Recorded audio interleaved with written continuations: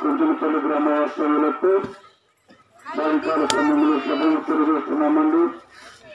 ఈ గ్రామస్తులారా, ప్రభు చేసిన రక్తము మీ కొరకు వచ్చిందని కానీ మేము బయటపడుకుంటూ వచ్చినాము. అలాగే ఇది పరలోకాన్ని గురించిన వార్త, మీ ప్రాణాలకు నెమ్మది కలిగిన వార్త, రక్షణ వార్త. ఈ గ్రామస్తులారా, ప్రభు చేసిన రక్తము మీ కొరకు చెందిన కానీ మేము బయటపడుకుంటూ వచ్చినాం. ఎవరు యేసు ఎందుకని రక్తాన్ని చెల్లించాడు మా కొరకు అని ఆలోచించినట్లయితే, యేసు అనగా రక్షకుడు. ఎవరికి రక్షకుడు అంటే పాపలైన మానవాళికి రక్షకుడు. పాపలను రక్షించడానికి ప్రయత్నించిన వాస్తవము నమ్మదగినది, పూర్ణ అంగీకారము ప్రయోజనమైనదని ప్రయత్నించినది. యేసు అనగా పాపలైన మానవాళిని రక్షించడానికి వచ్చాడు. యేసు రక్షకుడు.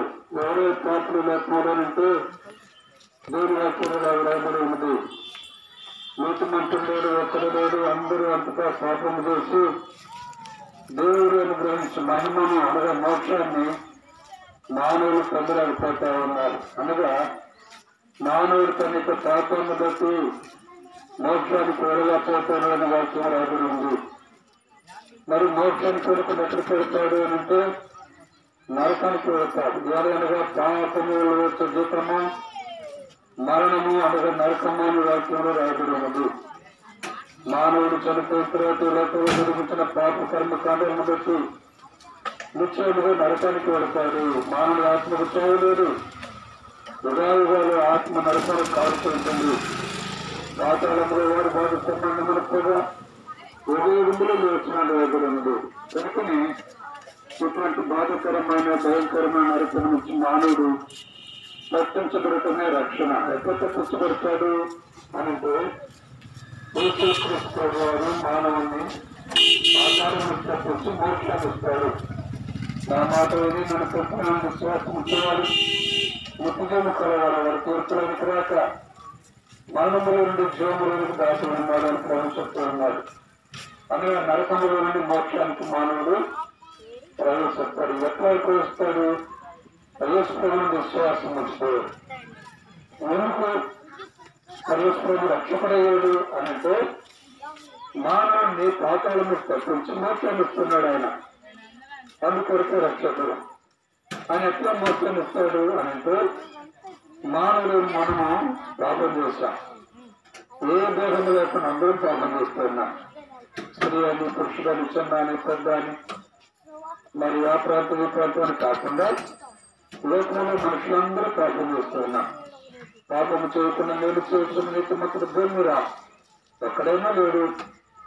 కనుక మానవులందరూ నరకానికి వెళ్ళవలసిన వారు. అయితే దేవుడు మానవుని ప్రేమించి మానవుని కొరకు లోకానికి మానవుడిగా వచ్చాడు. పాపము లేనివాడుగా పెట్టాడు.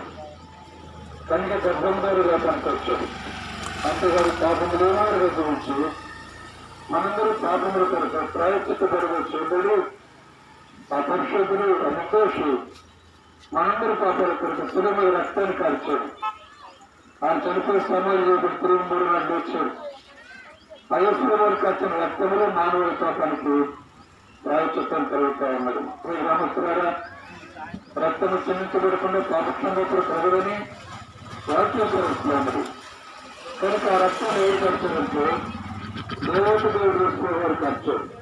ఆయన మరి ముఖ్యం పరలోకంలో ఉండే దేవుడు, సమీపించడానికి కేసులో ఉండే దేవుడు తన మహిమను చేయ లోకానికి మానవుడిగా వచ్చాడు.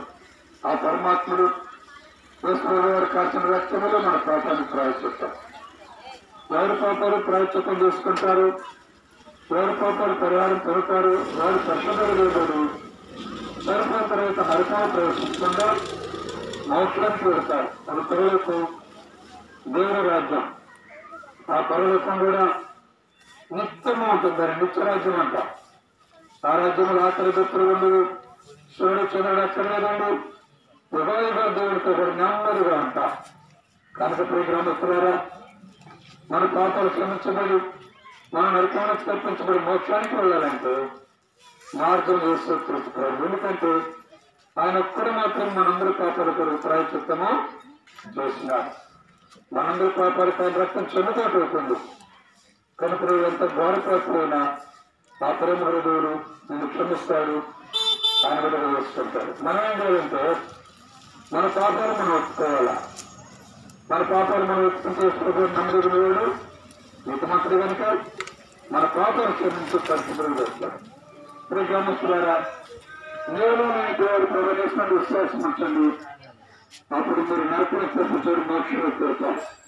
ఈ లోకంలో అందరూ చేసిన సమాధానం ఒకదనే లోపల నడుస్తే నిశ్చయంగా వచ్చిన తర్వాత నరకులు తప్పించబడి మోక్షానికి పెడతాం.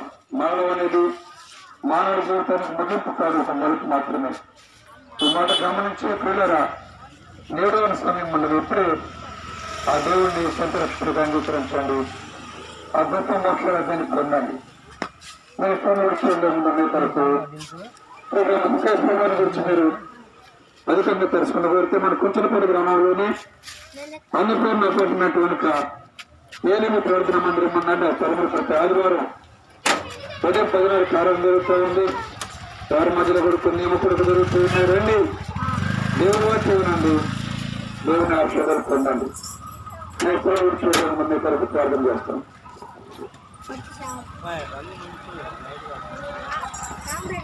పరిశుభ్రం తండ్రి, జీవం కలిగిందే అనేక స్తోత్రాలు.